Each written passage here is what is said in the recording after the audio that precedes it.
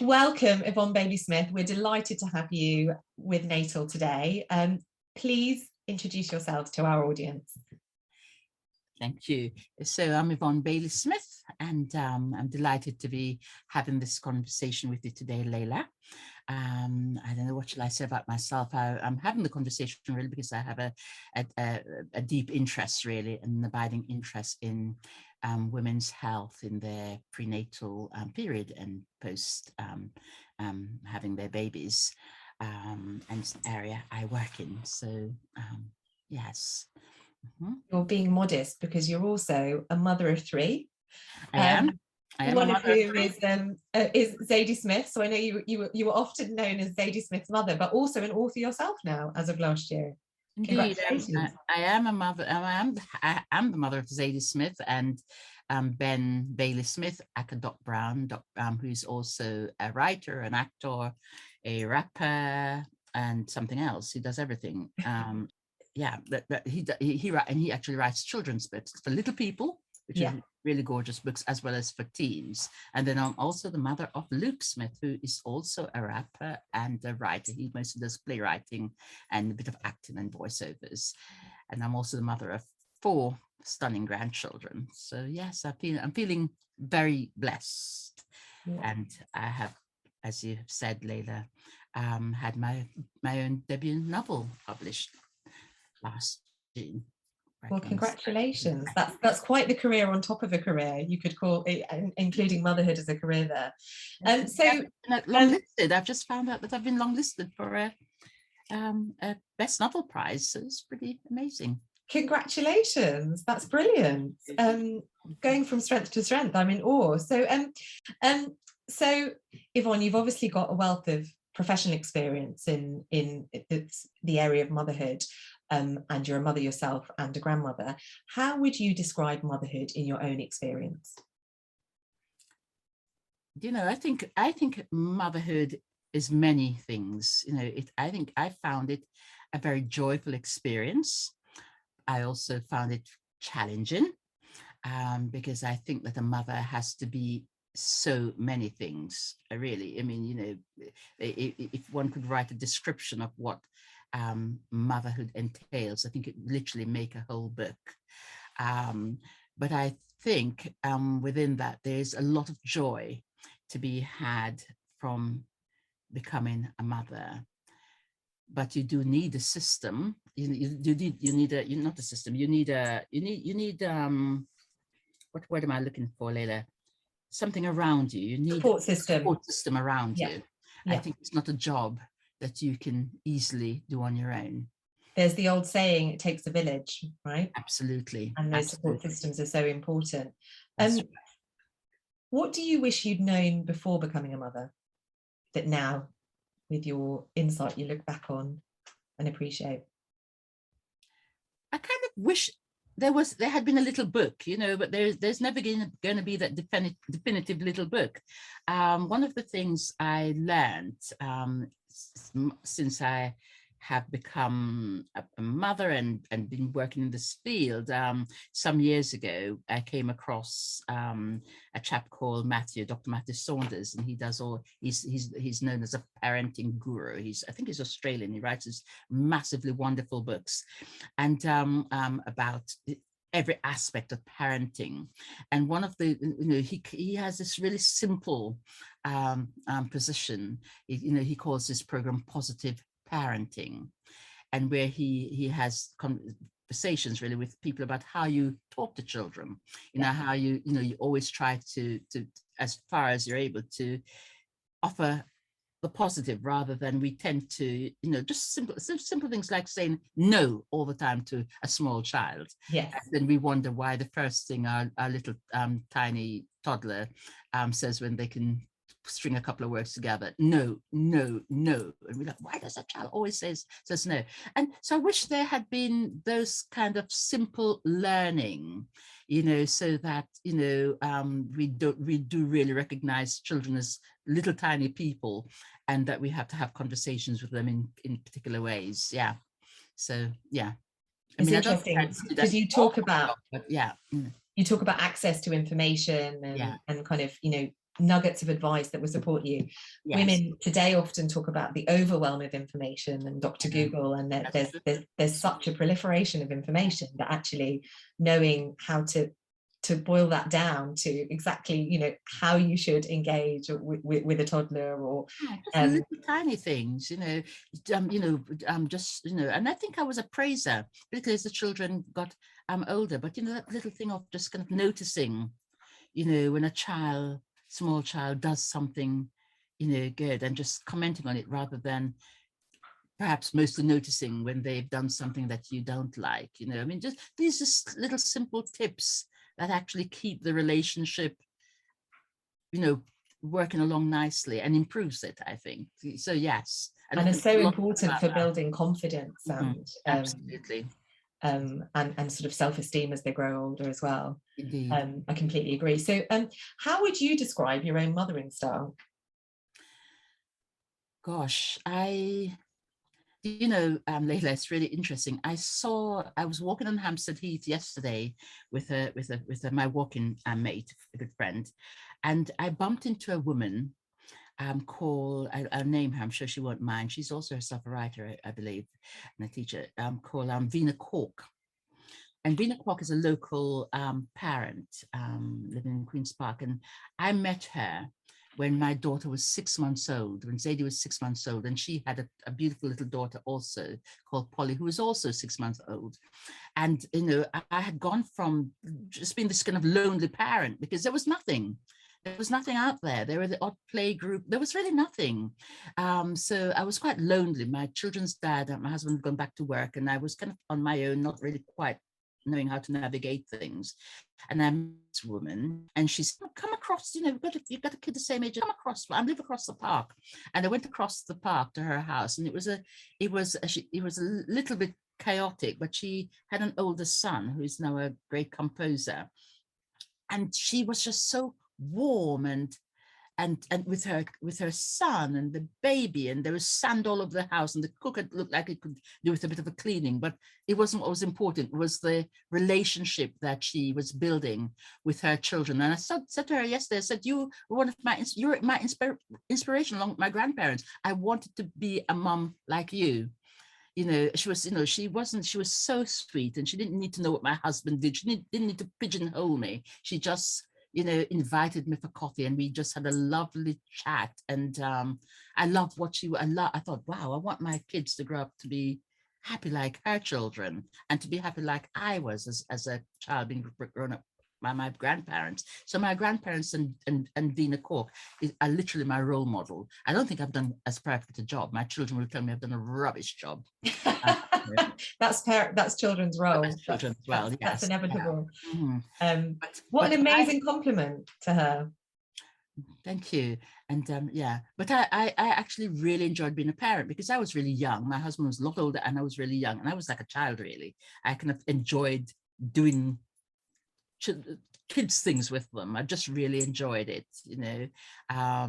But they would say that I was strict, and that I was demanding in terms of them getting them to do what they needed to do to, I believe, to flourish. But yeah, you know, I think it wasn't all bad. I enjoyed it. And then I began to meet other mums, and they, Leila, which is where you guys come in. I mean, they were really my savior. Meeting other young mothers who had other young children, and meeting up for a coffee and sharing things like, you know, I'm going to the dentist today. Can you look after my two? You know, and then next time, you know, if you're going to, I will look at. It was just fantastic. And I'm still friends with those women to this day. And Zadie's, I think, 46. Wow. It's so important, as you say. What you're pointing out is about that peer-to-peer and that network, and actually something that was severely impacted, I know, in my own experience with COVID.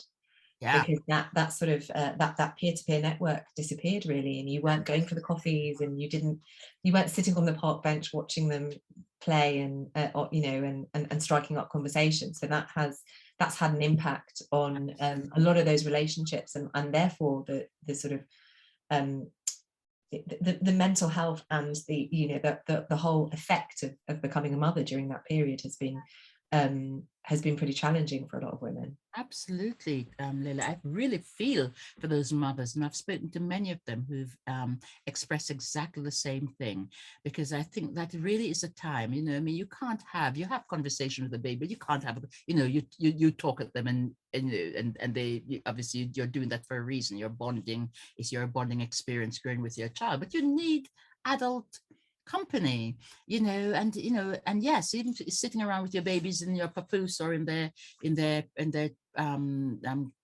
pushchairs or whatever, but having that conversation, talking about the sleepless nights, the struggles, the good times, all of those sorts of things are so important.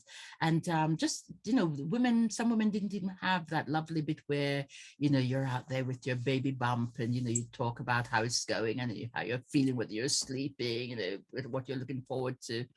And then the babies come, and again, that people couldn't visit, people, there were, and it was just really hard. And if there was an older child, there was nobody coming to kind of, help that older child sort of, come to terms with having a new baby in the family. There was just so much that went out the window with COVID.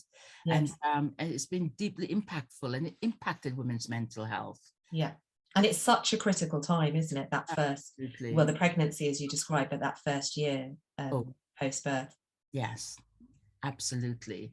I mean, women do need to know that they're not alone. They need to know if they burst into tears because they suddenly can't, sort of seem to cope with the simplest thing, they're not alone. And they also need to know that if things get a bit more serious, there are supports out there. And often women are learning that information from each other, and then, I do know that there's tons of information now, as you say, on the internet and Dr. Google, but there's something about that kind of face-to-face conversation, that give women the confidence to do what they may need to do at that time. And it's been very sad that it hasn't been there.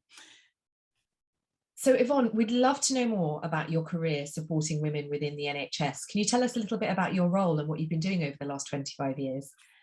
Well, I haven't, my role at the moment is quite specific, and I've been doing this particular role since 2017. But I suppose the last 25 years, yes, I've been working with families, and sometimes those families have very young new babies, pregnancy, all of that in the mix, and I've offered lots of support with that. So I think so I started really. I'll just go from my social work life, I suppose. But before that, I run a nursery, so I've always been involved, with small children and their parents and mothers and fathers, who are about to have new babies. So it goes beyond my social work experience. But as a social worker, I did, begin to no, actually not a social worker. Social work, yes, I did. I mean, I was picking up women in the social work practice who had got to the point where they were extremely unwell, and recognizing that with my training, recognizing that it had gone way beyond the baby blues. And interestingly enough, I took a couple of women to Coomwood, which is where I currently work to support women who've just become mothers or about to become mothers. But then when I went into psychotherapy, which I qualified back in 1997 as a psychotherapist and started working full-time as a psychotherapist in 2001. Again, I had an unusual role because I was a psychotherapist placed in the community. Most psychotherapists are in clinics, but I was in the community. But it gave me a very unique insight into, and my role was specifically with the Sure Start program. So I was picking up, again, I was working with women, their families, and their small children, and often these women would be pregnant or just giving birth. And what I began to notice, Leila, was just a number of women who were not, seemed not to be having a good time having become mothers. It wasn't necessarily the first time they were mothers, but they were not really coping very well with their babies. Some were really not bonding, some were very low in mood, very, very low in mood, and some were quite clearly depressed. And now a colleague of mine who's a speech and language therapist, Elizabeth Loughton, we kind of, she also knows that we had a conversation. We decided that we wanted to try and do something to support these mothers. And so we basically built a relationship. I was visiting them in their homes or in children's centers or in the parks, wherever. We also made it very easy. Wherever they were, I'd go there. They didn't have to come into a clinic. And began to have this idea about developing this little project where we make a little video, about that kind of whole post-baby period and the different feelings that people, could experience and what they could do about it. And actually, after I spoke to you last time, I found a copy of my little book. Oh, fantastic. Yeah, and and it looks like that, and there's a video that goes with it in different languages as well. It's really, and it's got these pull-out sheets. These are things you can do with your baby, songs you can sing, games you can play. And it's just called Baby and Me, and it covers before your baby's born, attachment and bonding, crying and consoling, having one-to-one chats, and so on and so forth. Books for babies up to 6 months, just a lot of tips. And also in that, recognize that the women needed some more support in terms of their mental health. So we're able to, link them up to perinatal teams and stuff like that.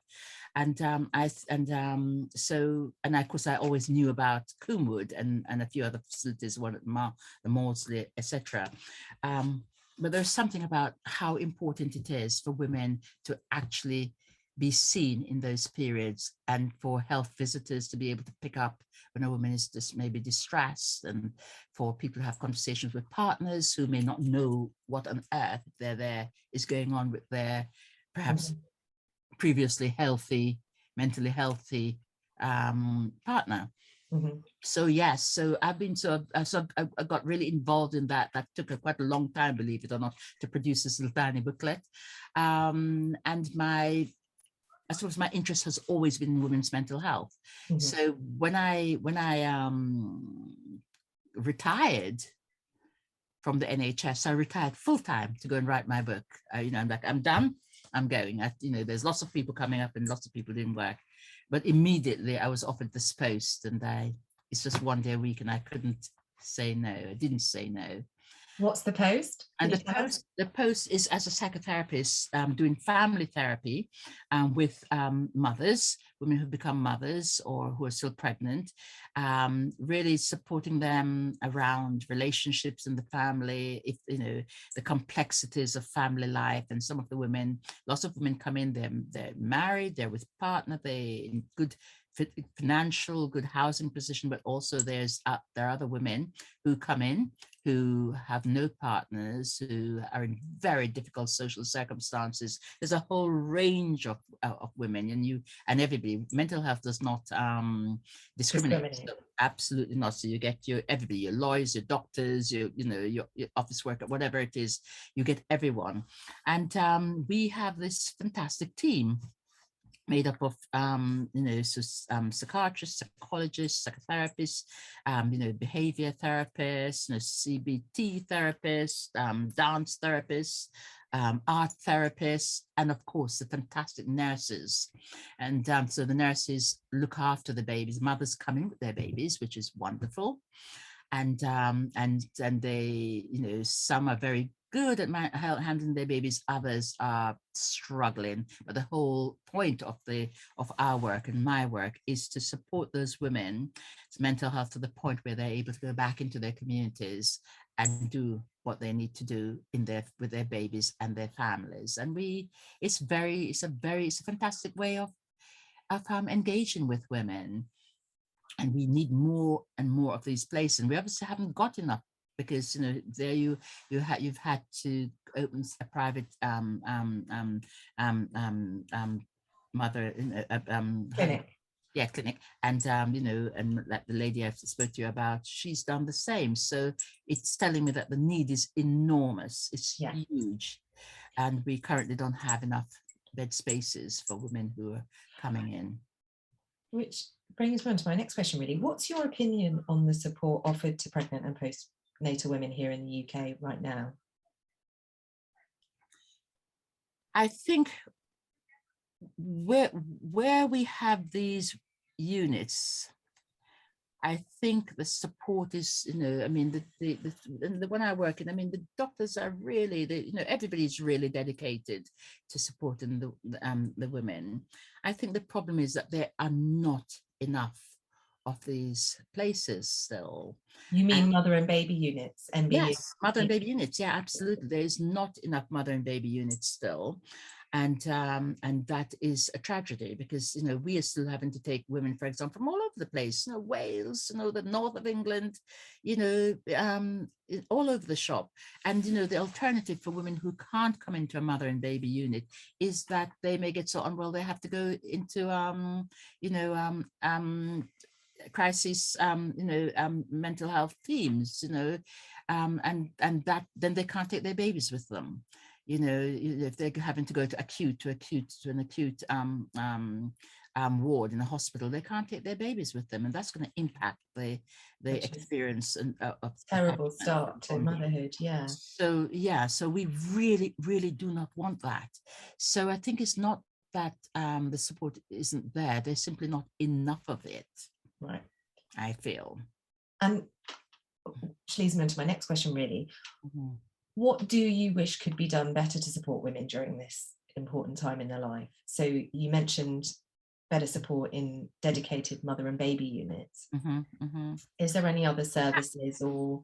I think also perhaps something at the health visiting level and that community support, because I think, a lot of women are coming to hospital into the unit, the mother and baby unit, Leila, who basically have been quite unwell for a long time, and it has not been picked up.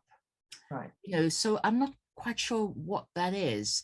And I also think, I mean, this is not my experience, but what we're hearing, and anecdotally, what we are also hearing is that from a lot of women, is that their experience actually in giving birth, a lot of women have come in to our unit with really expressing really traumatic birth experiences where everything has gone wrong in the hospital where they've given birth, where they haven't felt properly cared for, they felt somewhat neglected, they felt that their birth plans, obviously birth plans at the best of times may not go exactly, because babies will come when they come, but a lot of women have come feeling that everything they have asked for has been completely disregarded, mm-hmm. and that they have been and also that those issues about whether a woman is allowed to give birth naturally if she can, or whether she's given cesarean, or when she gets a cesarean, whether she gets it at the appropriate time. But there's a lot of people coming with that traumatized. Literally, we have a lot of mothers come in. Really. How much of that do you think is a shift in expectations of the women going into birth, and how much of that is a shift in the system that supports women? I think it's a shift in the system that supports them. I mean, I don't see why a woman shouldn't expect to give birth in a way that is conducive to her needs. But I think the system has become very peculiar. And it becomes a little bit like Amazon. You have to drive really, really fast. The drivers have to. Indeed, it's very dangerous to go over the speed limit, but they have to do it in order to deliver their parcels because they're all on a time frame. Mm-hmm. And I kind of feel that it just feels like giving birth has become a little bit like that. It's like the women have become numbers, and they have to get them out, however they get them out. And a lot of women are not having a good experience. I mean, when I had my daughter, as I'm sure when you were probably born, if your mom's about 60, you're probably not as old as my daughter, but to me, we had to fight to get out of the hospital. It was like 10 days. There was nothing wrong with us. Yeah. You gave birth to a perfectly healthy baby. You're perfectly healthy. And they tell you have to stay there for 10 days, and you're like tearing your hair out. You wanted to go home. Now, I mean, geez, you think, you give birth and just kicked out the next second. Yes, yes. I had to beg to be kept in, actually, the opposite. There you go. Yeah, I think there's still some parts of Europe where 7 days is a standard for ensuring, you know, you go off in the best possible health and that you're set up for success. Absolutely. Imagine just being, you know, and imagine being, if you have no proper support system at home, being sent home with a brand new baby the day, your first ever brand new baby, the day after you had it. You know, it's a recipe for disaster. It's a huge, yeah, and it's a huge undertaking.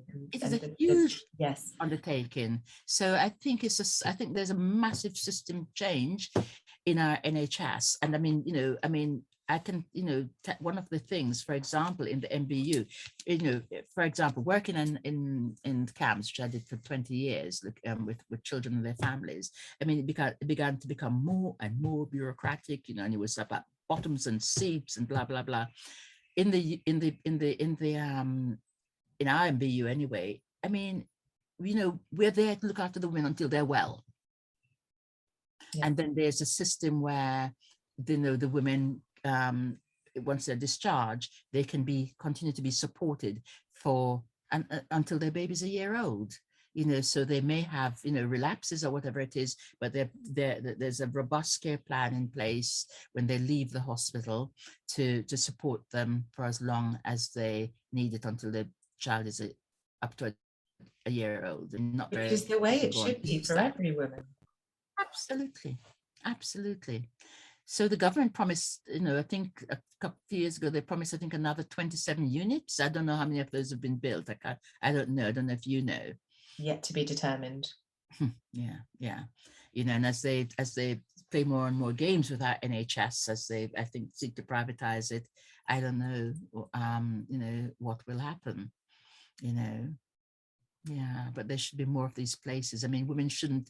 I remember the lady who I sent you the podcast. What's her name? Name's gone to my head for a moment. But I remember her saying, you know, that she didn't even know. Something was wrong. She didn't know what was wrong. You know, she just plunged into this low mood. Now she has lovely husband, beautiful home. She had all the trappings of this sort of material things that you know, can, you know, is there. You know, you don't have to be scrambling, looking for housing and scrambling to find somebody. Yeah. No, but her mental health crashed after the baby, and she didn't know, and she didn't know where to turn. She didn't know what to do. You know, so just like you, she set up an organization. So there's also something out there that actually we need somehow to be getting more information to women from the moment they're pregnant and their pregnancy is viable. Yes. They need to be knowing, and their partners, if they're there, or family members who are supporting them, or friends, what is out there and what to do if something doesn't feel right. Women should not be having babies and not realizing what supports they can get if they feel their mental health is compromised. But that's still happening. We hear this time and time again, that women just don't feel prepared and informed, that's not good. And don't have access to the right information. Yeah, exactly as you say. In your experience as a psychotherapist and working with so many mothers and young families, is there any predetermined factors or existing factors that make you more likely to experience postnatal depression, or is it, you know? Look, it's an interesting question, because pregnancy is actually supposed to be a protective factor against developing mental unwellness. But, you know, so, you know, what we see in the MBU, for example, and what I've always seen is that, you know, different, so there's two things. So there are women, lots of women who have come in to to hospital, to the mother and baby unit, with feeling very unwell, who have had a previous history of mental unwellness, but by all means they're not, you know, that is not necessarily.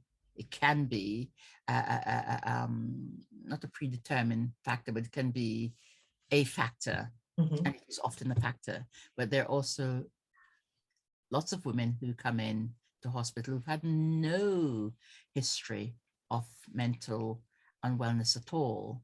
So something obviously the changes in hormones and that have created this imbalance for those women who come into hospital, and those women usually get well pretty quickly, particularly women who come in with post with psychosis post postpartum psychosis. The women can come in and literally they are so distressed and so upset, they have no idea what's happening to them, they really are all over the place. But it's remarkable to see how quickly once treatment starts those women recover. Women with abiding mental health issues, sometimes that the process is much longer for some of those women, and we do see all kinds of things. There are women of those women are often women who've had traumatic experiences in childhood, as maybe as young adults, maybe in relationships. So there's a whole bag of drama that's and traumas that has gone on post them having their child. So there's so many variables. There really are. There's lots of difference, and as I say, it doesn't pick and choose. Which woman is going to become ill. Women of all types, all ethnic groups, all social stratas. It impacts them all. So Yvonne, there's a lot of conversation in the news at the moment about how women of colour and women from ethnic minorities are disproportionately affected when it comes to negative impacts from childbirth and postnatal experiences, and in fact their experiences throughout the duration of their pregnancy. What's your thought and experience on that, and have you got any advice as well? Yeah, I mean, certainly in my own experience, I mean, I think there are odd things. Even all those years ago, I actually remember I was delivered by twin sisters, white British twin sisters, for my second child, and I actually they had a conversation behind the curtain about me, where they were literally saying that she's very young and she's she's got 2 children already. We need to talk to her about contraceptive. The fact that I'd actually made a very active choice. My children, none of my children were unplanned. I planned. My pregnancies are all planned. But so I remember that I'm being really cross and getting up in my bed and saying, I'm here, you're talking about me, I'm actually still behind the curtain, I haven't gone anywhere. The actual birth experience themselves, very tough for my first pregnancy, really long drawn out affair, and the boys were very quick, but I didn't feel neglected in any way, shape or form. But I do hear now a lot of women, and in my conversations with Black women, particularly even in the unit, I mean, many of them are describing horrendous experiences where they're just left and they're not spoken to properly, they're not listened to, they've had really traumatic experiences, and it is an ongoing conversation. I mean, I do like to, I am the psychotherapist on the ward, and I, if I do notice things, I mean, I do like to talk about, to my colleagues about how women might be experiencing, their input,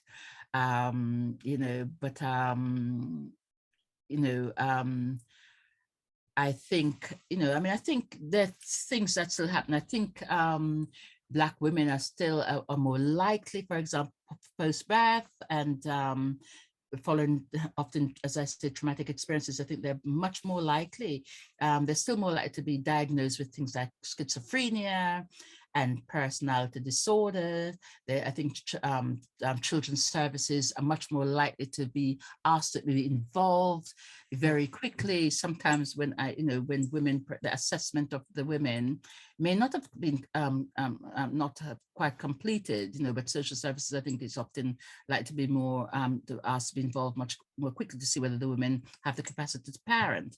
And I think so. I think there are definitely some different experiences that the white women tend to have, and around that. And I think, frankly, I think when a woman has a mental health breakdown in post-pregnancy or during her prenatal period, all the assessments need to be done by the mental health within the mental health teams in the mother and baby units before we start talking about social services, because we don't know.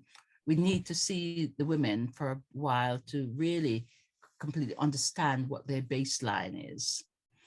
It's taking that time, as you've said. Absolutely, it's about taking time. And certainly in my unit, I've seen, we had one young woman. I mean, we can name it others, but I remember one particular young woman who came in, and she was angry and bad-tempered, and she wouldn't listen, and she wouldn't listen to, she absolutely put this baby, but in her mind, this baby, never putting it down. Always putting the baby in the bed with her not very safely. She was just really cross. And, they were wanting to involve children's service and also. And, one of the things I do as a psychotherapist, as a family psychotherapist, I immediately go to open up the system, because I want to know who is out there. Before we start involving everybody else, let's see who is in the family, who can support these women. So I nearly always do that. I said, who would you like to come to your session with you? Is there anybody, who you think, would be? And for this young woman, her mother, she spoke to me. She wasn't speaking to anybody else, but she did trust me, and she spoke to me, and I began to hear her story. And it was we're trained therapists, and we hear awful things sometimes, Leila, and you just feel like crying, but you don't, because you can't, you need to be there. But I remember I remember the distress I felt listening to this young woman about her experiences. And then I thought, I said, would you like your mother to come? Because she was like, I don't. And I said, let's see where we could. And her mom came in, and I got these two women to listen to each other and to talk about their experiences. And it was the most moving sessions. The sessions happened over a while you could ever hope. And that young lady was able to go home to a place of her own and completely supported by her mother. She got her just a chef. She managed to get herself back into a job as a chef, but she was able to, be supported to do her job of looking after the son she loved. But she was young. She was like 18 or 19. I think she was 19 or something like that. And you just needed to know how to have conversations with her, yeah. And it just goes to show the power of professional expert support as well. Absolutely. How important it is, and how transformative it is in women's lives.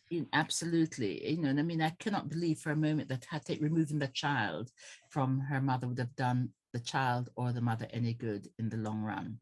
And certainly, it is not a decision that should ever be taken lightly. And I don't believe it's taken lightly, but you do have to really be prepared to open up the system and work with the system. And, so I was working to, the mother was getting the young woman's mother was getting a completely different understanding, about her daughter and about how their relationship was, and about what was driving the rage in this young woman, and how we could begin to work together to break the cycle. And it was amazing. One of her sisters came to join the session, and so what an incredible thing to have been able to do for somebody. Yvonne, postnatal rage is something that not many women have heard of previously. Can you tell us a little bit more about postnatal rage? I mean, I suppose what I would say is that we're talking quite a lot about preparing women for birth, and there are clearly things you can do and conversations you can have, but you know, in terms of what the body might choose to do once you've given birth, I don't think you can ever prepare women.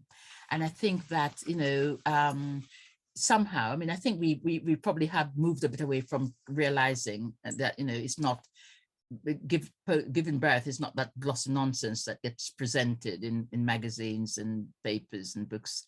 Still, it, you know, it can be tough. But I think when things go wrong, I think nobody can prepare, you know, a woman. I mean, a woman can want this baby more than anything in its life, and then have this baby, and then it looks like an alien, feels like everything about it feels alien. She doesn't feel she wants to do it. She doesn't feel she can bond with it. She doesn't like it. She does, and you know, and that feeling of my life is being destroyed, you know, that some women experience. And but I think, you know, it's all, I mean, I think something about all of those feelings are normal. They're normal, you know, you know, they're normal for that woman in what she's experiencing at that point. And it is a system that needs to recognize that and try to support her through that. But I, you know, not demonize her, and not, you know, I mean, the language we use about women when we're talking about their mental health experience post-pregnancy is really important, because, you know, to be fair, most women are going to come out of that and move forward. Few women will go on to make decisions that they can't, they're not the best person to parent this baby. But, you know, that really is a tiny proportion of women. But I think we just need to understand more about what can happen in that period in terms of women's mental health, and how everything can just seem to come crashing down on them. And, you know, look, Leila, you know, not to find a point on it, I mean, some women, you know, and it still happens, go on to feel so distressed, and that their whole lives become so turbulent. They have taken the incredible nightmarish decision of taking their own lives. You know, we do know we're still having that, and we, you know, and of course some women have also take the lives of their infant, and you know, one would like to think, you know, that will always happen, and you know, hopefully always fewer and farther in between. You know, it's something we would love to see not happen at all. But I think that's about understanding just how distressed a woman can get, and then they, you know, they get angry with partners if they're there. They get angry with everybody because they're not feeling understood. You know, that rage is directed at themselves, and can be directed to everybody. But it's what all women need is understanding, I think. You know, I couldn't agree more with that. Yvonne, what's the one piece of advice you wish all women knew before giving birth and having a child? I think it'd be something about, this is going to be a job for more than you, for more than one person. You need support. Gather around you the people who can offer that support. You know, there it is there. You know, your women friends, your, you know, siblings, anybody, your parents, anybody, you know, your partner if you have one, and the professional system if it's needed. But, you know, it's not, you don't have to do this alone, is what I would say to all women. You do not have to try to be a super mummy, a super mum. You know, it's a big job, and you will need support to do it. Take it, and get enough sleep. Sleep if you can. If you can. That's fantastic advice. Thank you, Yvonne. Thank you so much for joining us today, Yvonne. I've thoroughly enjoyed our conversation. It's been really informative and enlightening, and just fantastic to hear about all of your experience and advice for women going through the pregnancy and childbirth experience. Best of luck with your new novel that you're working on at the moment, and we hope to speak to you again soon. Leila, it's been a pleasure. Thank you for talking with me too. And good luck with your wonderful organization. And yeah, I'm keeping my fingers crossed for all women. Thank you.